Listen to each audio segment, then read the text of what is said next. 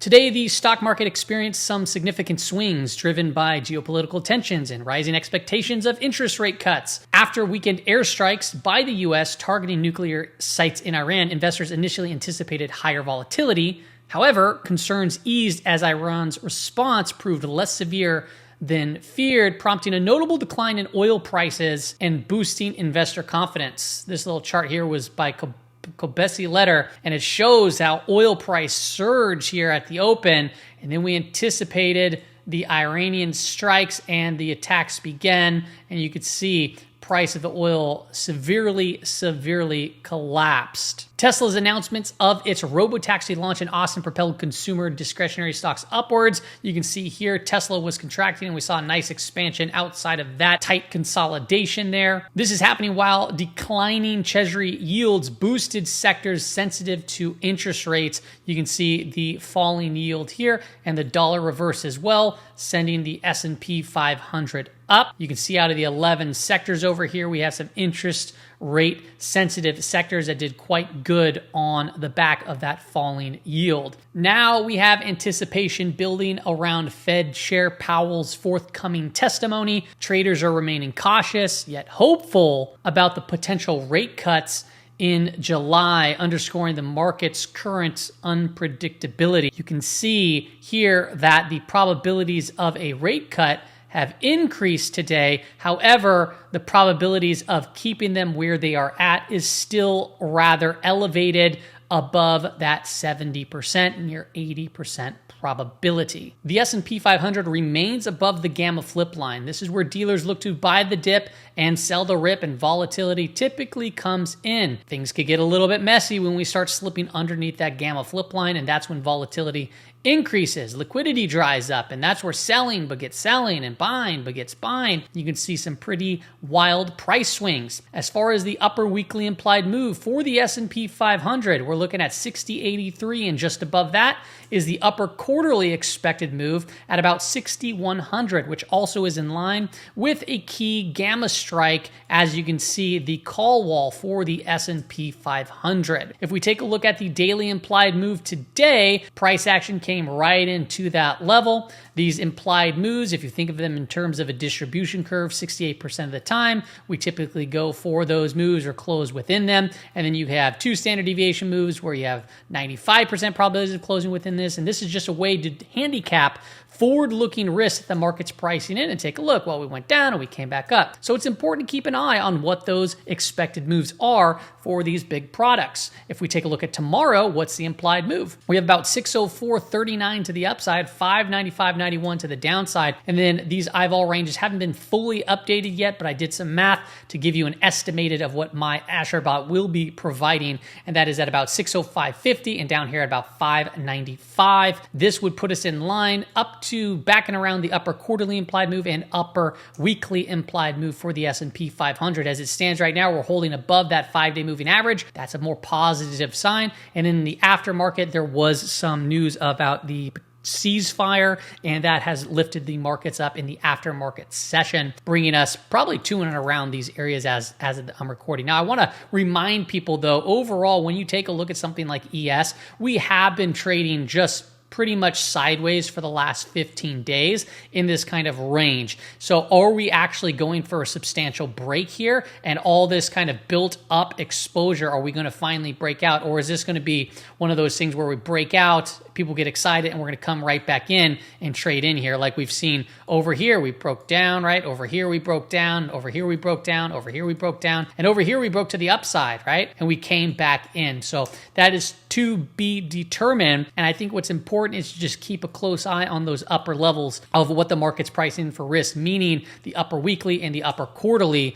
going forward. And the reason why I say that too is because there are various stocks that I'm looking at right now that I want to share with you that are on my radar, because I'm still looking at good setups, right? I don't want to chase anything. I want things that have been consolidating. So I'm going to share those, but keep in mind that, hey, the setups might break out, but if we come into areas where we might find resistance in the S&P 500, and if it were to reverse, well, then guess what? The order flow might impact various stocks that are correlated to the S&P 500. If we look at the sailor to shift tool, just this last weekend, we did get a sell trigger cross down through at about 103,000 right at about there. And we saw a quick flush down to around 98,000. So it prepared us for that quick flush. However, since then, the market rallied right back up to around 105 and the rate of change started turning back up. So it's still on its official sell signal and sell trigger as price action's going sideways. Are we going to get a quick whipsaw like we did over here, like we've seen multiple times? We shall see. But right now,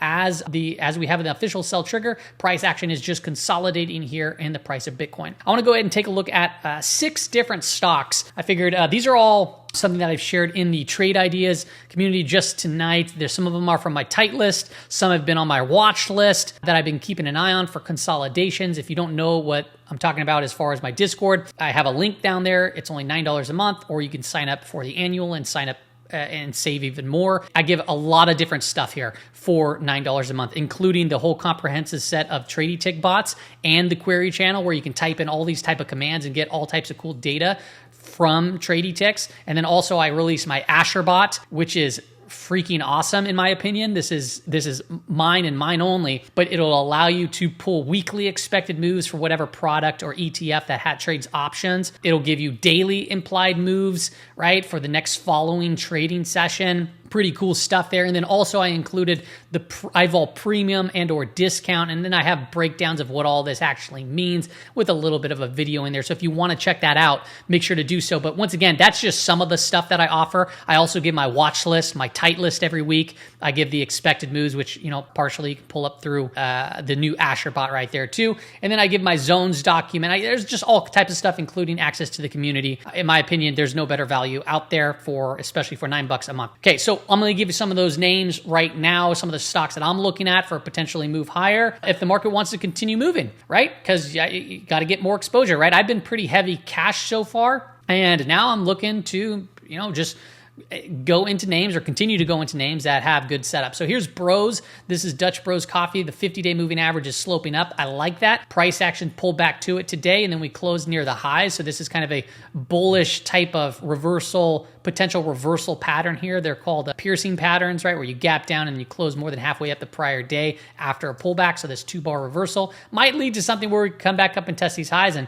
that'd be a big move, right? From 69 up to 75 up there, and potentially even higher if it continues this trend. So I remember I traded it over here and I played it up into and around this range. And then I think I got stopped out on one of these candles or somewhere around here. And now I'm looking to potentially set back into it. TOST, this one hasn't fully broken out yet, but we have a nice outside reversal candle today. And it's overall a nice sideways consolidation after a strong earnings move. So these are the names that I like to see the 50-day catch up and potentially break out for some continuation. Maybe, hey, we can make it up to 50 in this specific name. DOCS, this one's not nearly as nice as far as the trend goes as those other names, but I will say that the 50-day is starting to turn back around, and we have price action that's kind of consolidating here within the last few trading sessions. It's still trading within this prior Barrels candle, which had a nice decent volume day. So if this starts to break out, hey, perhaps that creates a pop up to and around 62 to 65 up in here to retest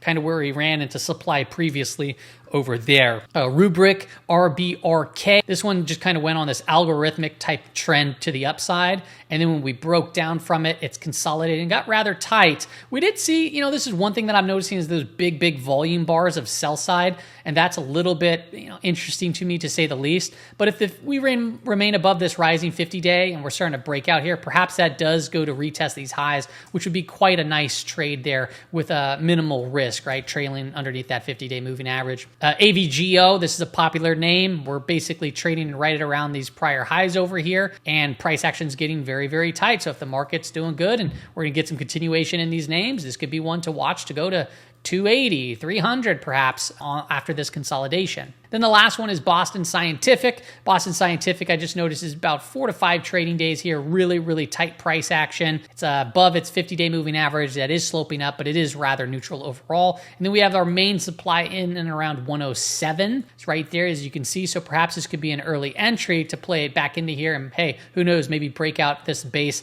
and head up higher there in the future. You could have a tight stop or even, give it some more room down here. But ultimately, you want to see it break and then hold whatever this consolidation is or this prior low. Those are the names that currently on the radar, amongst obviously many others. If you want to see my entire tight list every week, you can just sign up for the Discord. You sign up for Patreon, by the way. You sign up through Patreon and then you sync your Discord up to it. That's how it works. And then you'll get access to the benefits that I post all in Discord. Hope that helps, and I'll see you on the next episode.